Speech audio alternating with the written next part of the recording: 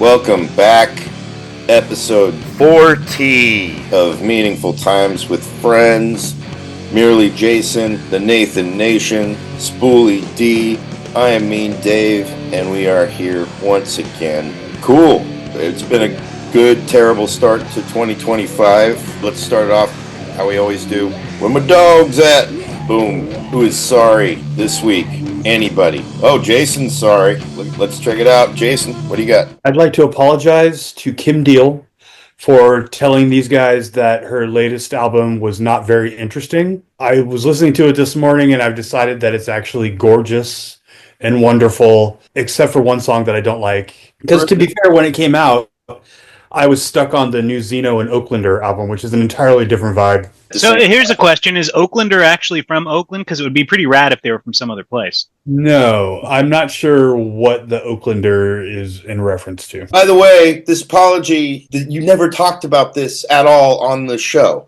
Nobody talked about it incessantly. In our chat. No, this has been a months-long saga. This is a chat apology. This is not even... Well, I wanted to publicly say something, just in case Kim Deal ever sees this. She'll know that I regret my words and deeds. Okay, well, Jason, thank you for that apology that really no one fucking knew, and you could have just apologized in the chat. But okay, in case Kim Deal somehow has the algorithm suggest to her, hey, here's 4 dudes that you don't know and might be a fan of your music, but they're in the demographic. All right, Kim Deal, we're sorry. I'll take it on for the group as well.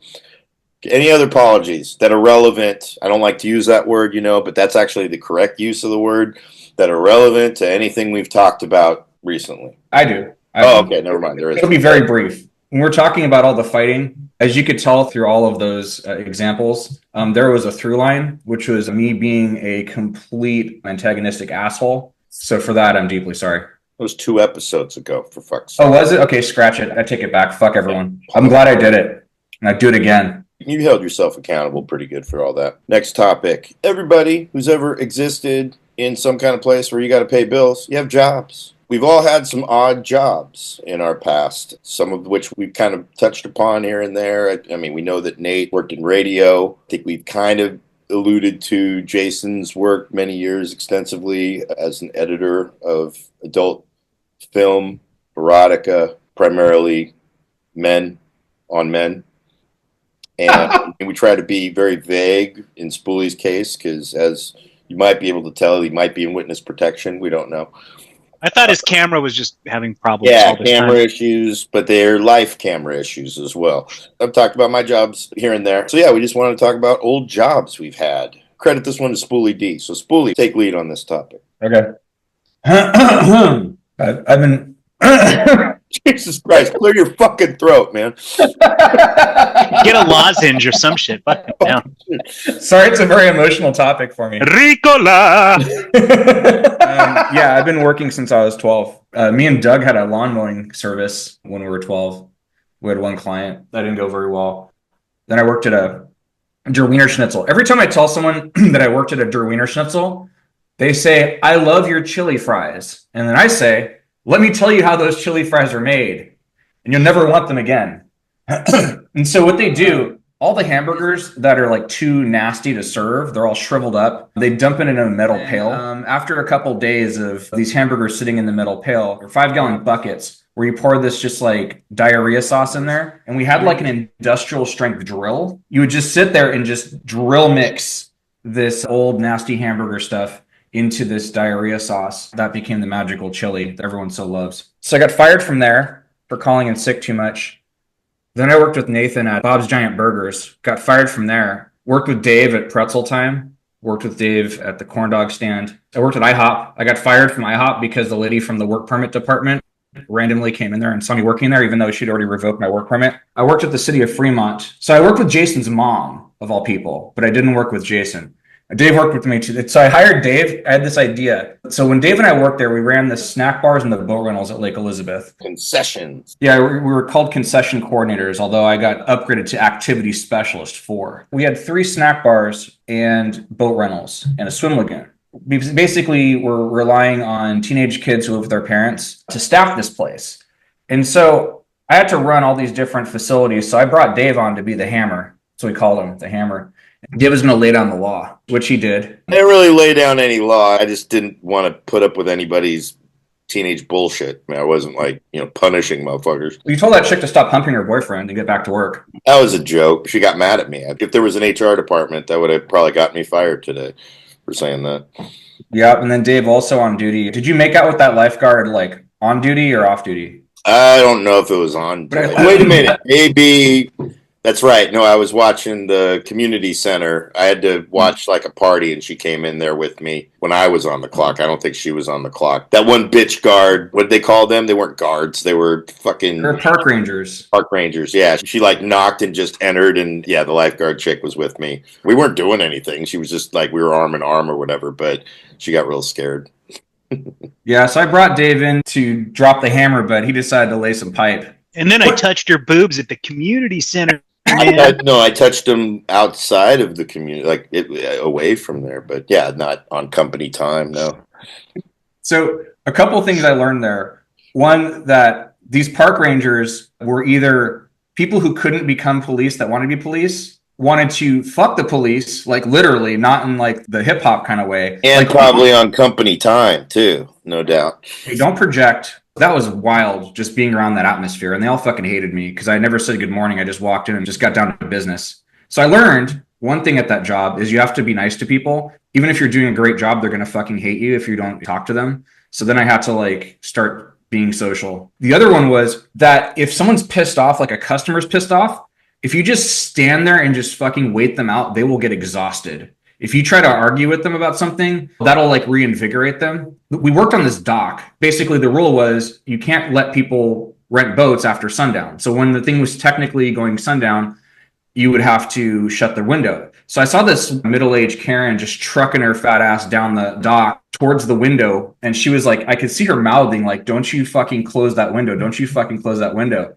And she's like screaming at me, right? And I closed the window. And then she bangs on the window, right? And then I just opened the window and I'm like, hi, can I help you? And she was all worn out. And so the moral of that story was just wait them out. Don't argue with them. Wait them out. I don't know. I worked at a bunch of places. I was a security guard. I was a pharmaceutical distributor for one day. They wanted me to fucking drive around Vacaville at night, going from pharmacy to elderly people's house. So I quit after the first day because they kind of lied to me. But I had their beeper for 6 years, which is cool because my wife got that same beeper 20 years later. You mentioned last episode that also you worked with disabled people. Oh, yeah. Yeah, I worked at a camp, Easter Seals camp. You mentioned the camp, but also you worked in Fremont too. I did. Some minor special needs celebrities coming out of that one. So the camp was awesome. Shooting BB guns, shooting bows and arrows, going canoeing, hiking, just basically like cycling them in one week after the next. They were in various states of disrepair, mentally and physically. I mean, some of them were like quadriplegics, had to learn how to lift people out of chairs, clean them, feed them. One guy was interesting because he wasn't like special needs at first, but he was a construction worker and he fell off of a building and hit his head. And that had two effects. One, he couldn't tell when he was full, so he just kept eating. And then the other one was he would just say horribly racist shit. So racist that I can't actually repeat any of what he would say like constantly, but he didn't know. Kind of connects back to our previous episode when someone can't help saying things that are offensive. Yes. Food for thought. That is food for thought. And if I were that guy, all my thoughts would be racist and I couldn't stop eating them. I do have a question. You do seem like somebody that would not want to work a job having to take care of disabled young people or however what you just described. What propelled you to work for them? Girl.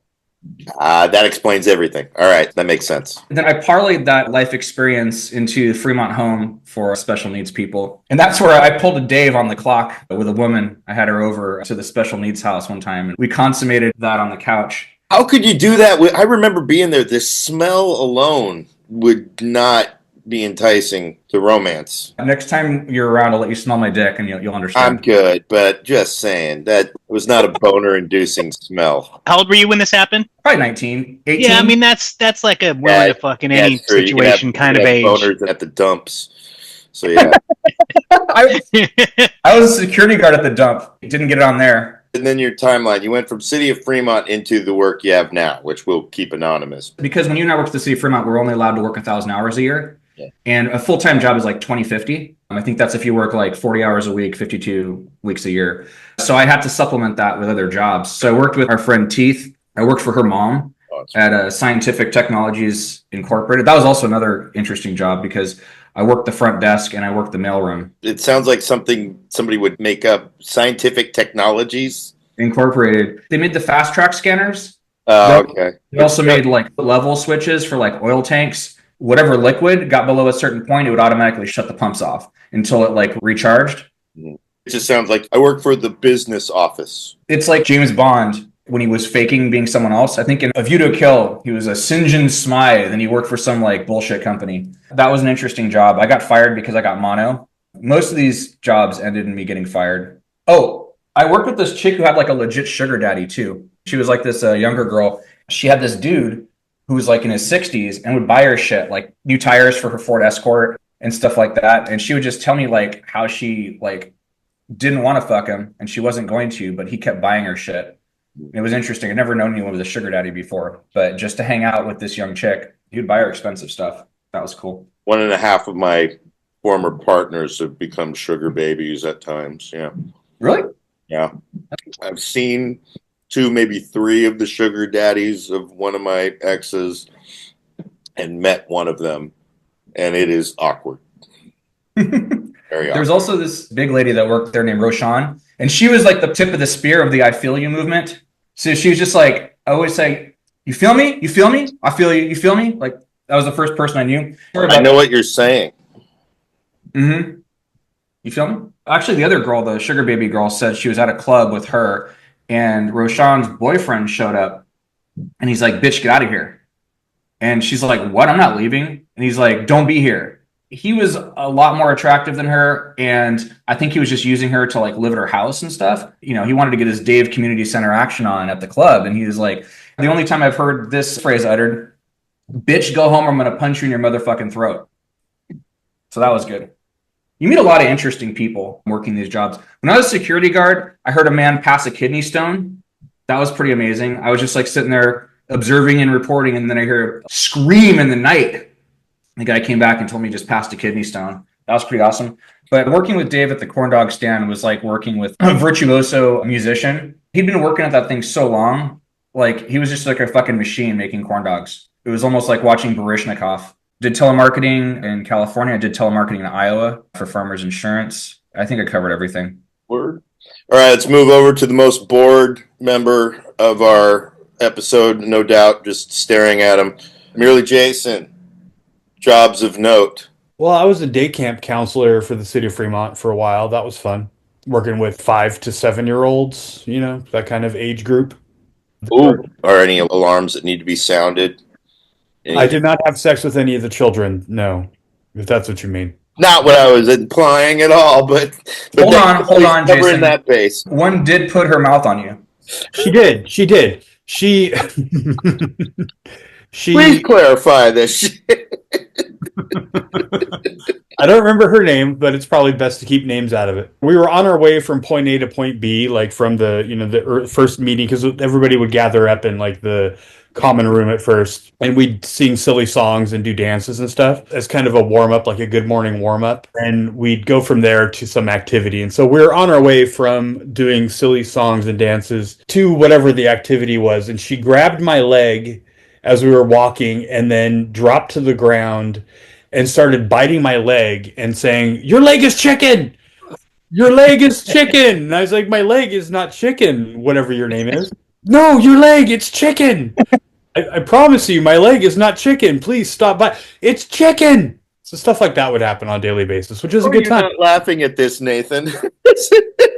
Chickens are no laughing matter. Your leg isn't chicken. It is not. But I think the reason why the kids liked me is because I would always talk to them. I would always take what they were saying seriously. I mean, except for the your leg is chicken thing. But I would just like talk to them like I would talk to anybody. I didn't like talk to them like, "Oh, my leg is not chicken." You know, it's like, my leg is chicken. I don't know what you're talking about. That's a big deal for the most part. If kids with a reasonable level of intelligence, they don't like to be condescended to and patronized. They don't. If you talk to them like people, the smart ones tend to respond. Yeah, so and all the kids who would behave like little shitheads, I would just like stop and I'd take them aside and say, "Hey, look, you know what? I want you to have fun. you're here to have fun. I was like, but if you keep acting like this, I'm going to have to stop you from having fun. And then that's no fun for anybody. I was like, if you want to actually catch crawdads in the creek, then we can do that. But you got to stop acting like a little jerk. Remarkably, it worked really well. And the funny thing is, all of the young adults that I worked with, because we were all young adults at the time, were like going to school for early childhood development and like because they wanted to become teachers and things like that, or child psychologists. And I'm just like some fucking guy who started working there because my mom like got me a job, basically. But they were like, wow, you're really good with these kids. Are you studying? I'm like, no, this is just a part-time job, whatever. I'm just doing it for now. And then I would, at night, it was all part of the same park system in the city of Fremont. So at night, I would then just go to the other side of the lake because there was a lake surrounded by a big park. Lake Elizabeth is what it was called. I would finish my work with the kids, and then I would eat lunch and read a book, and then I'd walk across to the other side of the lake and go be a softball scorekeeper at night. I don't know, that was a summer, obviously. Beyond that, let's see, I didn't really have anything really interesting job-wise.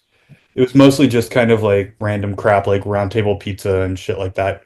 I made coffee at a place called Java City that I don't think exists anymore. It was weird when that got brought up a little bit before because I'm like, I can never recall any of the jobs that you ever did. I was like, I don't even remember Jason having a job. My parents wouldn't let me work until after I graduated high school. What? Wow. Parents?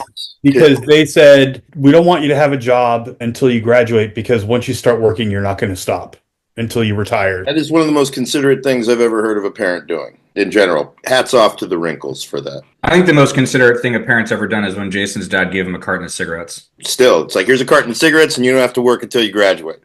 Yeah. I love you. Let's see what else. So, just whatever random crap. I worked at a law firm for several years. I ended up getting fired from that. That was like really the turning point. Was I realized that I could just work in an office somewhere, but I hated it so much that I kind of just sabotaged myself by like, I just called in sick a lot and would show up late. And then when they're like, if you show up late one more time, you're going to be fired. One day I just did a no-show work. Of course, I got fired. That was a really stressful time because I just moved into a new apartment and everything. And I was like, what the fuck am I going to do? I was a very confused individual at the time. I was very depressed and upset. Did you meet that lawyer guy that you were fucking at that law firm? No. Okay. That was just... You were just fucking people with the law. I'd never met anybody that I was involved with at that law firm. So then I was just working like temp jobs or whatever. And then I got really lucky because a very close friend of mine worked for a temp agency and he was getting me little temp jobs here and there. A company called Treasure Island Media called the temp agency because it was like a gay-owned temp agency, so they would advertise like in gay papers and stuff. And so they called this company and said they wanted a part-time person to work in the shipping department. And when they found out how much it was going to cost, they said, "Oh, never mind, we'll just find somebody else." But then my friend said, "Oh, wait, I got somebody who can work for you. Let me just do it under the table. I'll just send you his information and you can do it that way." So he set me up, and it turned out that I lived like a block away from their office at the time. So it was really kind of meant to be. Treasure Island Media turned out to be a porn company. They were in need of shipping department help because they released a video that was like a huge hit. And I mean, when I first started working there were like 5 people in the office, and that included the owner and the camera operator person. And they were unprepared for how much demand there was going to be for the video. What was the video called? It was called Dawson's 20 Load Weekend. What was it about? It was about a guy named Dawson. His whole thing was he just really liked guys to come in his ass. Like the fucking part was really not the important thing to him. It was the come in his ass part. Jason, Why didn't they just call it Dawson's Crack? That's not the kind of company that Treasure Island Media is. They're not silly. They're definitely silly names like Fucking Crazy, Foreskin Island. That name always makes me laugh. Was the movie true to the title? Were there exactly 20 loads in the movie? I think there were more than 20 loads. I think there were bonus loads. There was this... Yeah, so that was just like he was really into it. I mean, but he's a gorgeous guy, like very sweet, very boy next door aspect to him. Is there a sequel like Dawson's 40 Load Wednesday? Or like what? There was like obvious escalation, but we ended up doing a video at one point called the 1,000 Load Fuck. That involved turkey basters and a Tupperware container, like a gallon Was it always real, or did you use like pina colada mix sometimes? No, it was all real. It was collected in over time, put in the freezer, and added to periodically. We had a montage in the middle of that video of like some of the load collection. Some of the behind the scenes. Yeah.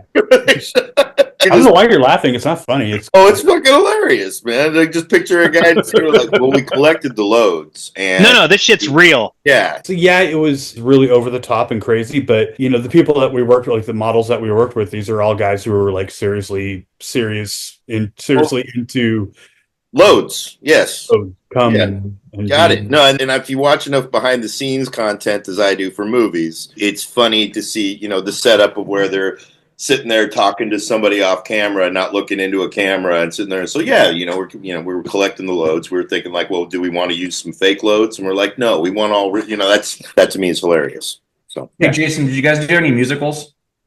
No, Because I have a couple that I want to pitch to you. no. he's not producing. Well, let me pitch you my titles, though. Sodomia. Well, how about The Merchant of Anus? No, see, these are more No. like epic entertainment, Okay. that kind of I'll stuff. pitch elsewhere. Yeah, These- take it those up are- the proper channels. Those are more like big budget heterosexual bullshit. The Merchant of Anus is heterosexual. Yes. Yeah. What All right. about? Let me see if I can think of any off the top of my head. Othello. No. See, the thing about anal sex that I always thought was very funny is that for like straight guys, it's kind of like the holy grail, it seems like, when, it's just kind of like normal gay shit. You know what I mean? So it's just kind of funny to me that like there are straight videos that are just like all about, oh, it's all anal, oh, gape, oh, yeah. And it's like, well, like, we're like, yeah, that's just how you fuck, whatever. Anyhow, I started working there in the Treasure Island Media in the shipping department. And I hit it off with the owner of the company because he mentioned that he used some of Alvin Lucier's music in an early video. And I said, oh my God, I was just listening to I'm Sitting in a Room yesterday. And that kind of like sparked our relationship as far as like him realizing that we had some interests in common, that being like avant-garde composition and new music and weird shit. So that kind of like got me in on the ground floor in the production department. So I started working in production, doing, at shoots, like doing lighting and sound and stuff like that. And I basically told him, I was like, I'll do anything, but I don't want to actually hold a camera. For some reason, that just seemed like too much responsibility to me. Nor any on-camera work. Well, no, I mean, that went without saying. Like, it was. Well, I'm just I clarify, appear, Jason was not seeking to be on-screen talent. right. I was interested in the production process. Mhm. And I mean, I do appear in some videos just because I was in the room, and part of Treasure Island Media's aesthetic is that it's all very documentary style and there's nothing fake or hidden in it. Gives BBC the whole other different meaning, but yeah, just like a BBC documentary. We got to keep moving, man. It's like 9:50 already. I'm trying to, but you're making lame jokes about BBC. No, I'm not. Well, I'm not trying to make lame jokes. I can't help that. I more or less wanted to get to Nate, so it's not like I'm telling you to move on. Is there anything else? Well, then I started editing. So I did editing for a good long time. I worked there for 15 years. And now I work at a grocery store. The end. Thank you, Jason. Moving on from that serious, very, very serious summary of Jason's work. Nathan Nation.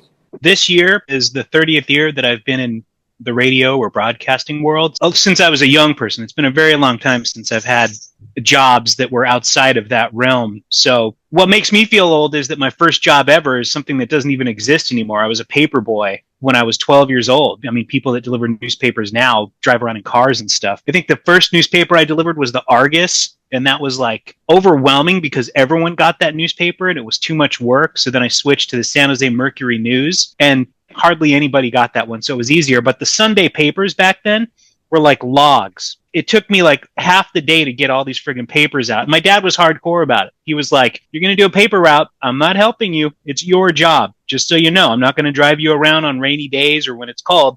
It's your deal. And he stayed true to that. Like it was 100% my job. He bought me this huge dorky rack for my bike that I had to drive around in for all the papers. And there were like neighborhood bullies that would fucking fuck with me that also delivered competing newspapers. It was like something out of like an old school movie or something. I remember these dudes, Tony and Manuel Dutra. They were like these twins.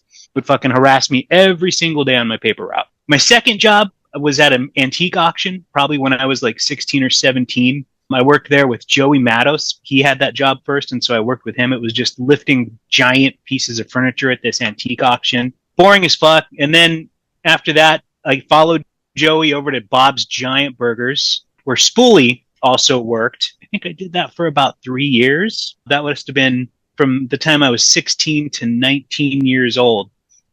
And I think that was the last time that I worked a job outside of radio or broadcasting. After that, I did an internship at Mix 106.5 in San Jose, and I ended up getting the overnight job there. So I worked a reverse 9 to 5, so 9 at night to 5 in the morning for about 2 years, babysitting the automation and doing overnight DJ work that was automated. So I would record a show for some sister station that we had, and it would run automatically on this radio station the next day. Was that sister station KBRG?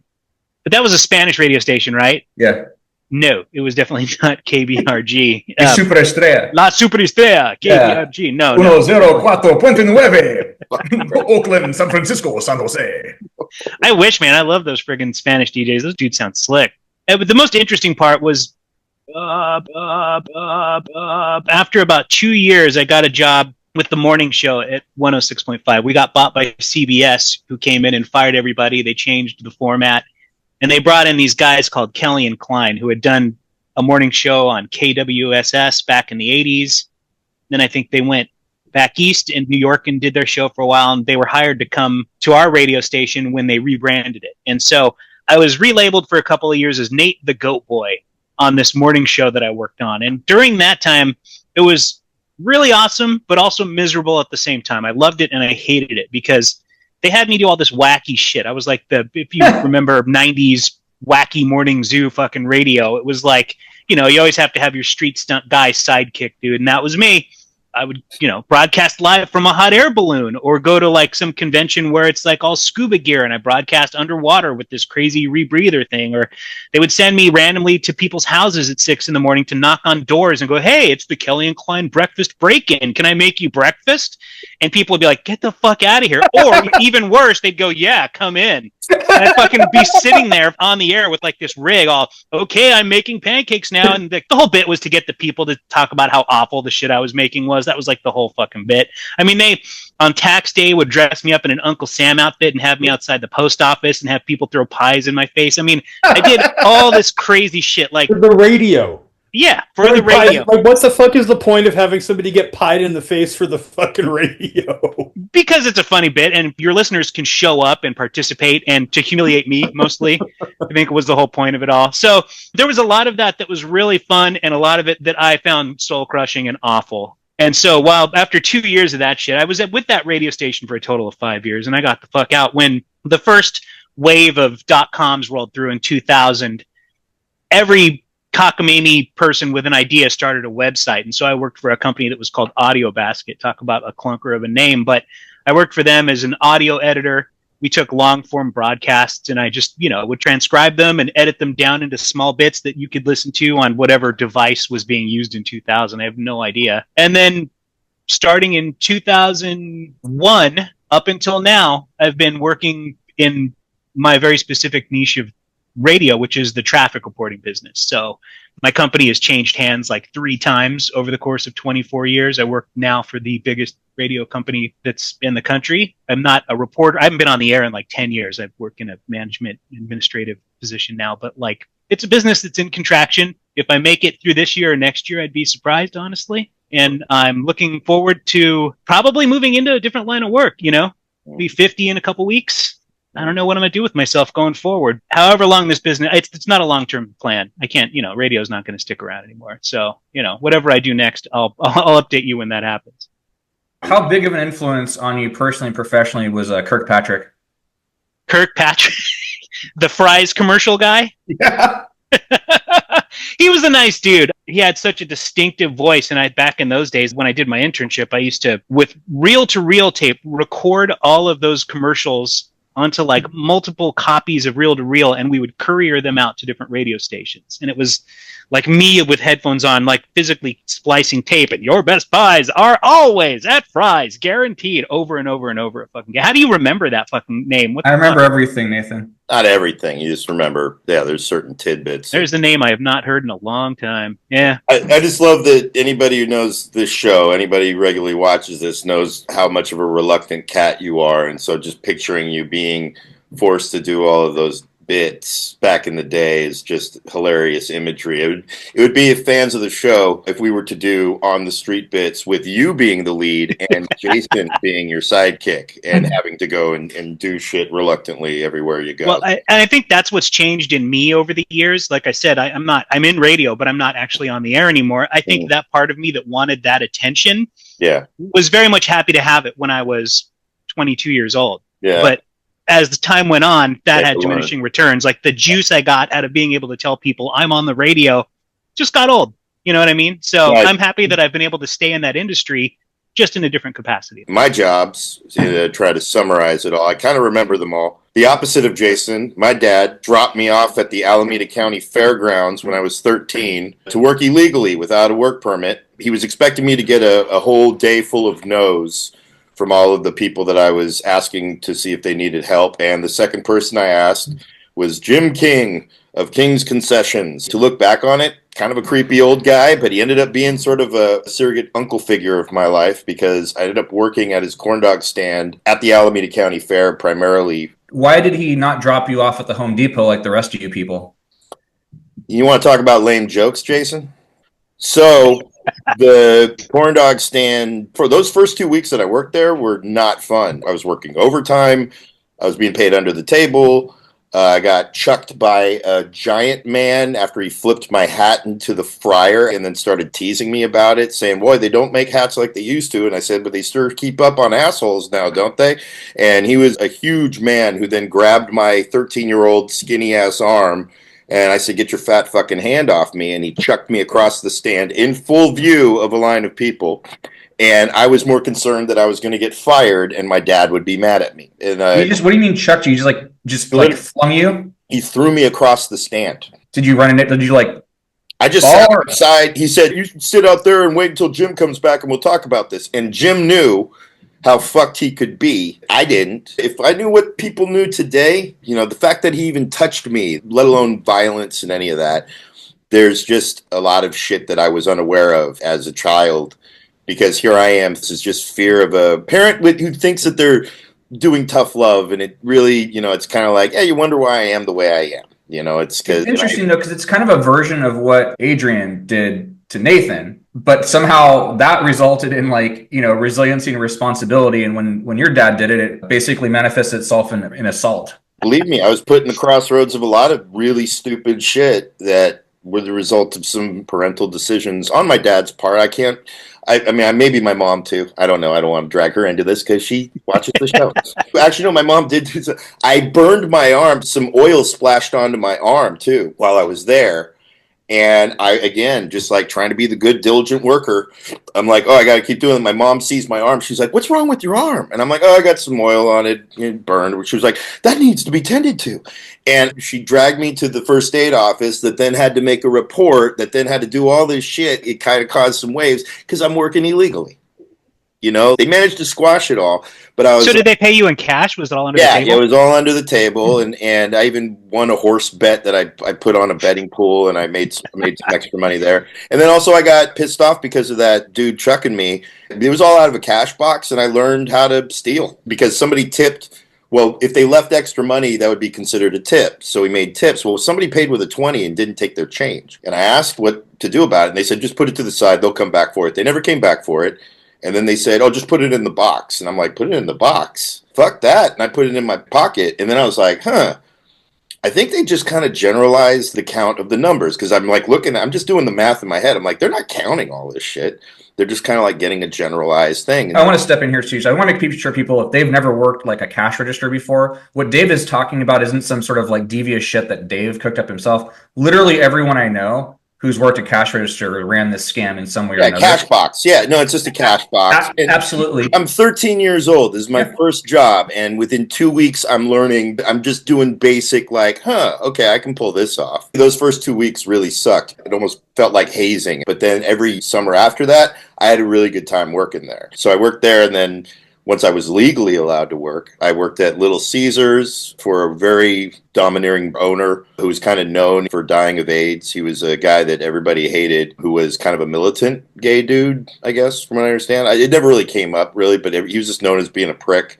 And then we heard he died of AIDS. Worked at Pretzel Time again with Spoolie, where I also got to, again, I had a car, and we worked for Bridget, who I didn't know why there were razor blades in the bathroom, but she was on meth the whole time. Or why the 55-year-old lady had like crushing acne.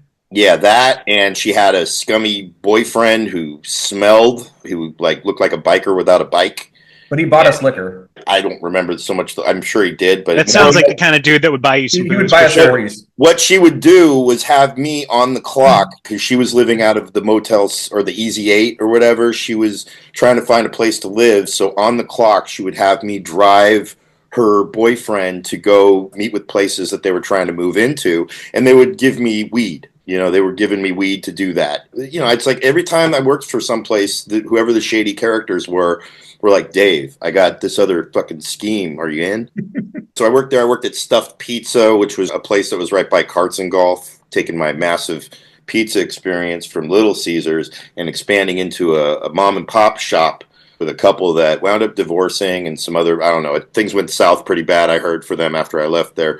But that was the job I had before going to college. And then I worked in the kitchen at the college at UC Santa Cruz. And then I dropped out of there and started working at Cascade Computer Coatings, where I worked for, again, a shitty owner who inherited this business, who would smoke weed all day, talk shit to us. Was a good friend of one of my oldest frenemies, Keither. It was where I learned that Keith was a low-key bootlicker to this guy, because Keith never had like a good father, so this was like his father figure in a sense. And I got to learn that Keith sided with that guy while I was in a band with him. It was really lame. I couldn't wait to quit that job. I worked there for about a year. And then after that, it was a bunch of odd jobs. There was working with Spoolie D, the city of Fremont. That was a fun job. I had a good time there. Oh, yeah, sorry. I worked with Spoolie D. I'll edit that shit. I always do that. That's a huge bitch. flow those every episode. Yeah. But yeah, I worked at City of Fremont, and the thing I didn't like was Spoolie ended up making a decent wage. I worked there probably the entire time for like $8 an hour. Even after like people could get like 10 or 12 or something like that, I was probably still working on the shittiest rate. You mentioned how shitty all your bosses were. Our boss was an awesome guy. Phil was one of the best, but of course that was a job that had minimal hours and minimal pay. So it wasn't really like a livable wage for me. And then I worked at Kinko's for a spell, working the graveyard shift. And again, another shady character comes waltzing in the middle of the night when I'm working grave by myself, is like, hey man, if I give you this 100, you think you can make these for me? And he hands me the paper, the stock. What he was doing was selling bootleg Apple software or something, and he had me make just Xerox these manuals that he already had the paper for and all that, and he would give me $100. And I was like, yeah, of course, no problem. I also worked at Tower Records for a spell. I remember working there for a minute. And here's the weird connection from a corn dog gig to Tower Records. And you were working there, Spoolie. At a car show, there was a chola with her dude and a kid. And at our stand, she made a huge fit claiming that the coffee burned her and that she demanded that all their food be comped. One of the girls in our stand supposedly was smirking at her, and she reached in. This is a full-grown adult chola woman. She reaches in, grabs the girl's hair, who's like, 14, 15 or whatever, and starts yanking her out of the stand because she thought the girl was laughing at her. And we had to like quell all that. And then the kid who was working at the counter like just got scared and gave them all their food for free. That became a whole deal. The security staff said they kicked them out and just all this bullshit. And then I went to the stand that you were in, Spoolie. They didn't get kicked out because they waltzed up to that stand and they were about to pull that same hustle on that stand. They didn't know I was at the previous one. And this dude had like XIV on his back, all the fixes. He had his shirt off. And they come rolling up and they're like, hey, can we get, whatever? And I said, we're closed. I remember telling you, I'm like, hey, let me handle this. And I was just like, we're closed, sir. And they're like, what do you mean you're closed? You got food? I'm like, no, we're closed. And they knew that I knew what they did at the other stand. And then he like did like one of these or something. Like he was like, I oughta I'll get you yet. And then he bounces. to the moon, Alex. Okay, so that was like 1996 or I don't know what year. It had to be earlier than that. I want to say that was like 1993 or 4 maybe. So now cut to working at Tower Records in like 1997. And this chick comes in and I'm working the counter and she's giving me these CDs that she has no receipt and whatever else. And she's trying to get refunded money for that. And Tower had the worst policy of just like, here, oh, you got just CDs, whatever that you claim you bought here. Here's just money.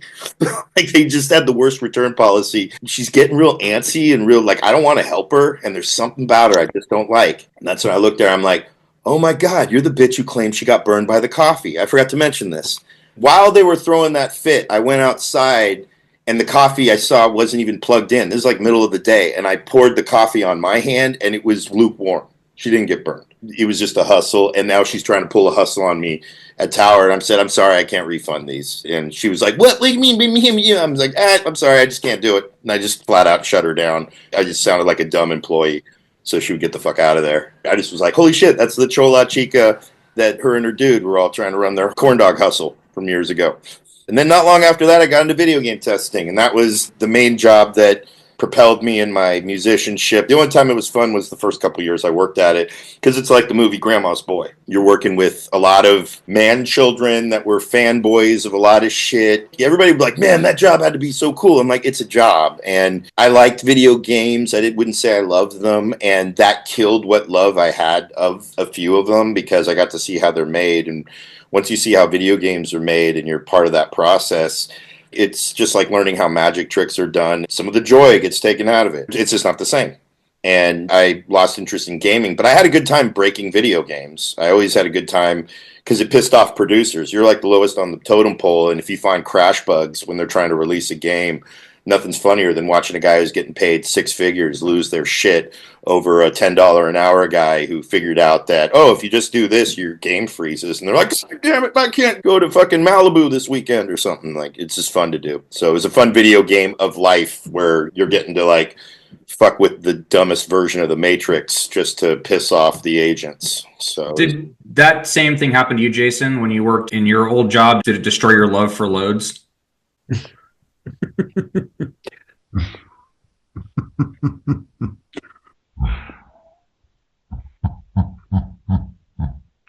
Well, you know what it did do is it made me be less interested in porn and more interested in underwear ads. That's I can profound. see that. I can Yeah. see that. Listen- Something needs to be left to the imagination a little bit, right? I was not into video games, and I started reading more books because I never was a fan of reading, and movies. I love movies. My favorite job, actually, that I ever had prior to doing stand-up was testing DVDs, because I was watching movies all day, taking in all of, like, I'd have to watch all the behind the scenes and stuff.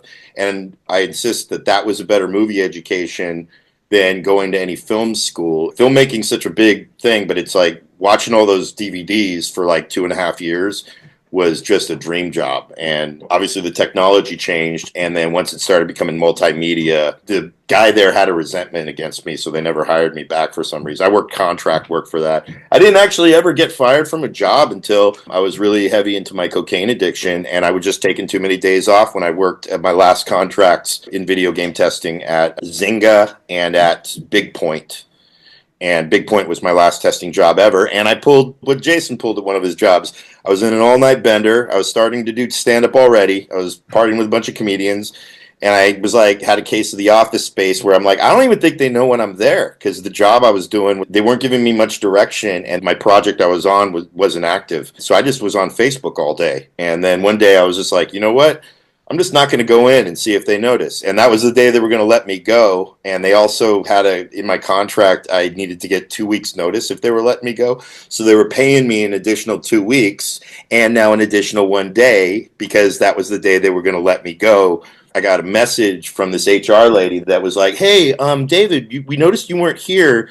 Unfortunately, we're ending your contract today. Just so you know, a check will be sent. And by the way, and then she starts lecturing me on my voicemail as if I'm going to listen to the rest of that shit. And I just fucking deleted the message.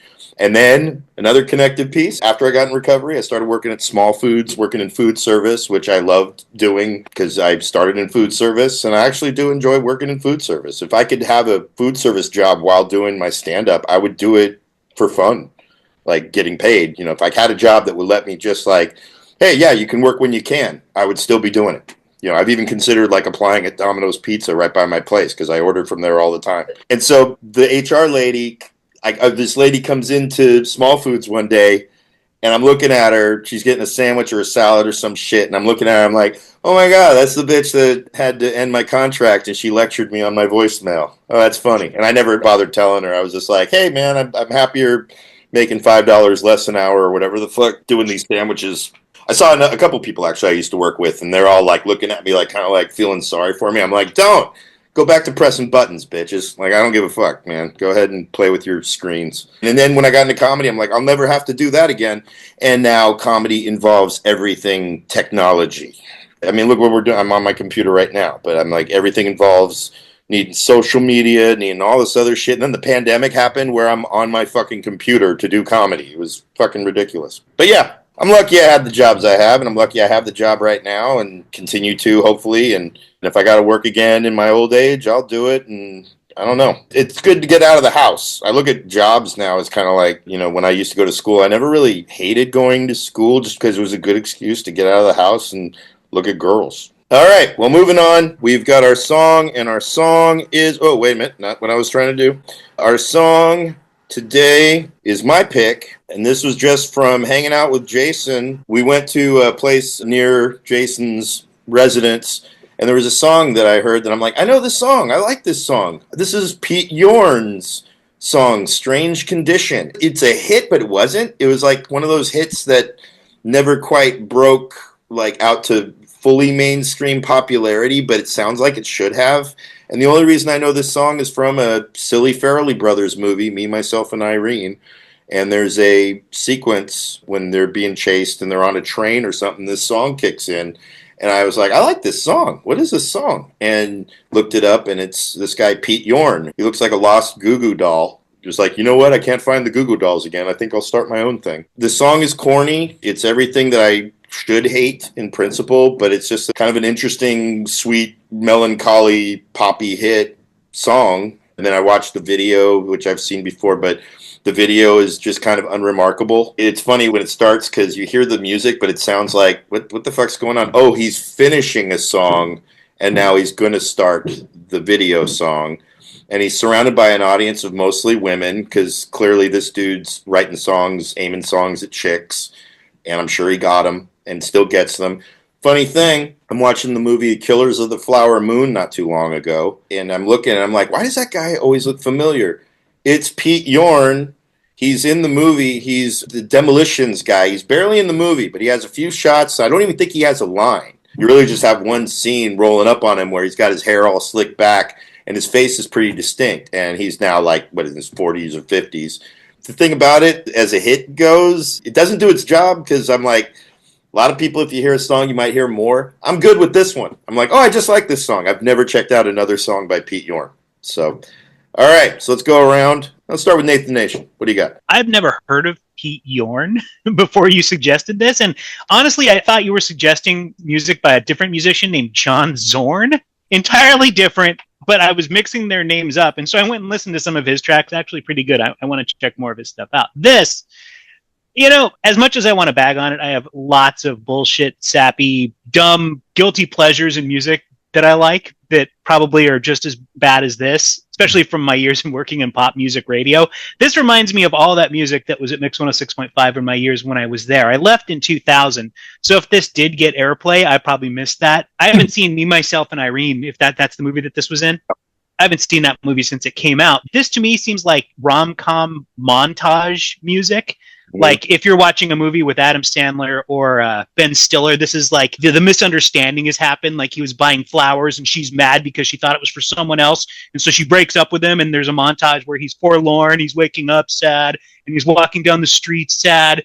And then, you know, time goes by. This is that kind of song. And so I can see where this is operating. I gave it several listens. I tried to read the lyrics and follow along. I couldn't glom onto it in any realistic way. I could see this as being like grocery store background music, maybe at best. Not the worst song I've ever heard, but cheesy and I don't know, fluff. Nothing bad. That's all. That's why I was so surprised to hear it at the Willows in San Francisco, because it's kind of a hipster. They got pinball machines, very Gen X and younger energy of a beer spot to get your cool food and hang out and cool atmosphere. And then this song comes on. I'm like, who the fuck is this? Pete Yorn in San Francisco. This song doesn't belong here. It was so strange, but it was a strange condition. All right, and so moving on to the guy who was with me when I heard this song. How about Merely Jason? This song is so, I guess it's what music reviewers tend to call MOR rock, or middle of the road rock, where it's just like, just as generic as can be. I did not like it at all. Actually, let me clarify. I did not like this version at all. The vocal fry that he gets going is just like so Valley Girl. It's really bizarre to me. I didn't like it. It rubbed me the wrong way. You did not have 20 loads over this song. No, for sure. One load. You had a strange direction. Whenever we do one of these songs, like I'll look at the YouTube video and just like scroll down and read all the comments, because most of it doesn't appeal to me in any way, shape, or form. So I want to see like what people who like it have to say, or even if they don't like it, if they were gonna comment, this stuff sucks. But it's always the people who are like, this is a masterpiece, or this song really stuck with me, and I'm like, underrated. Underrated, yeah. I always want to see what those people have to say. And what a lot of people said was this version is not as good as the album version. I thought it was different. Yeah, no, it's right. And I was like, oh, there's a different version of it. Maybe could it possibly be better than this? Because it's like there's nothing good about this. And I went and I listened to the album version, and it's much more mellow and acoustic. And it worked. I think it works a lot better than this version of it. That's the one that's in the movie. The video has like kind of a little bit of a douchiness to it. Even the concept, he's playing that show and there's a blurred version of him walking around doing what musicians got to do in an interview and talking to people on the street. For some fucking reason, I assume he's a friend of his, but this guy Loomis, who's like a hanger-on of the Jackass crew, he's a guy who looks like a variant of your cousin, Nate. He's got a beanie on and he's got like braided beard thing or whatever, but he's kind of got a presence that reminds me a lot of Vic. And he's a dude that's always been along in the Jackass crew. He doesn't perform stunts, but he's always hanging out with them. And he's in the video a couple times. I'm like, is that fucking Loomis from Jackass? So I just thought it was funny. But keep going, Jason. Sorry. I'd like the acoustic version better, but I still didn't like it. It's not for me. And I was kind of surprised that it appealed to Dave, but... Yeah, I know. Yeah. There's no accounting for taste. It's just a corny songwriter. There's a corniness to my interest in music. Like, I grew up loving pop hits when I was a child, and they wouldn't be like significant ones. I liked Golden Earrings, Twilight Zone. I liked Adamant. Groups that, like, there's hits were then, and they haven't stood the test of time. Like, nobody's sitting there like, hey, remember Adamant? Like, not really, no. People still play Pat Benatar. You guys are you guys. No one's, like, thinking about it. You don't go back to Adamant. Put on Ant music and I will listen to it every fucking time. If you put it on, but it's not something that stands out in your... Well, Adamant did a cheesy ass song in the 90s called Wonderful. Super sappy, and it's like on the level of this, and I love that song. So like I said, I understand how you, even though you were like, I love the Melvins, it's my favorite band, you can still occasionally get drawn in by a song that's outside of that realm. I get it. I grew up on pop music, for fuck's sake. When I think of the Melvins to me are like my generation's like ZZ Top, even though they weren't a phenomenon like ZZ Top, but their presence was like, this is who we are and this is how we stay, even though, I mean, they change a whole lot, but, ZZ Top, they established their sound and that's what they stick with, and they just are themselves and people go see them.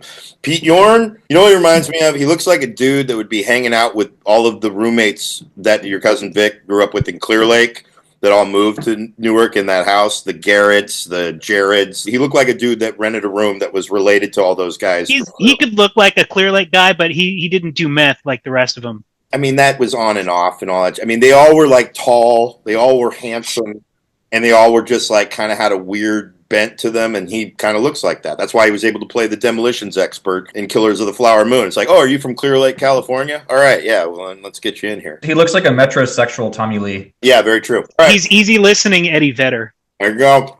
Eddie Vedder is easy listening Eddie Vedder. So let's wrap this up here. Spoolie D. All right. Bring down the song hammer. The first thing I thought of when I listened to this, I'm like, oh, Jason's not going to like this at all. We all thought that. No, in the middle of the road thing is perfect. This thing charted at 34. Of course it did. How much more middle of the road? You're like, it's barely top 40 and it peaked at 34.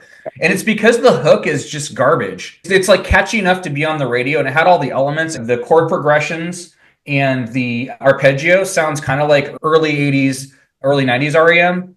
And there was some undertones, Dave, if you picked it up, like vocally here and there, a little bit of failure, but like very vague. It just falls into that like kind of trash can of like barely mediocre, kind of like nodding off shit like a Matthew Sweet or Duncan Sheik. Two other forgettable dudes exactly like this one. But it doesn't even stand out enough even to compete with them. Like, I mean, right. I remember Matthew Sweet and all those other no shit. animated. This I couldn't even picture being on like 120 minutes.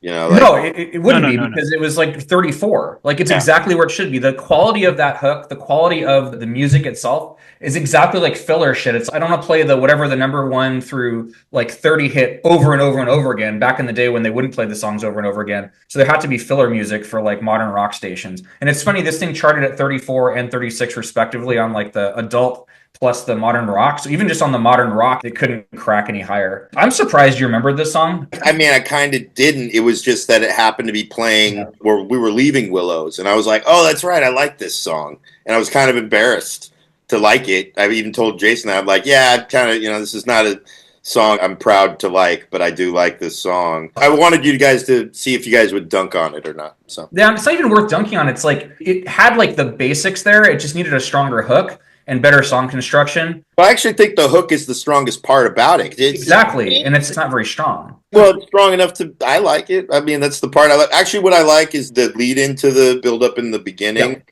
Just like the opening strumming. Yep. It's a crescendo of as they keep returning to it, it gets a little bit more and more passionate throughout. But, hey, man, I'm a mediocre comedian.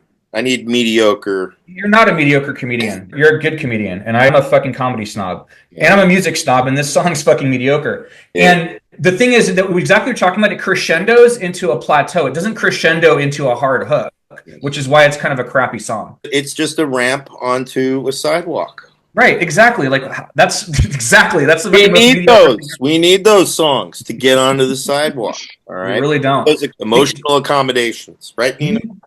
You pointed out the only fucking interesting thing about the video, which was I had no fucking idea who Loomis was. I was just like, what the fuck is that? It's a 319. I thought he was a sound engineer. I'm like, no, he might. I mean, because he does do a lot of odds and ends behind the scenes. Like, I think he was a camera operator or something. He did do functional work for the Jackass crew. It was just he had kind of an odd, weird presence, too. And so they would always be like, hey, Loomis. And Loomis was just this dude that you never even heard his voice. He was just always sitting there like, yeah, But that is historically bad facial hair.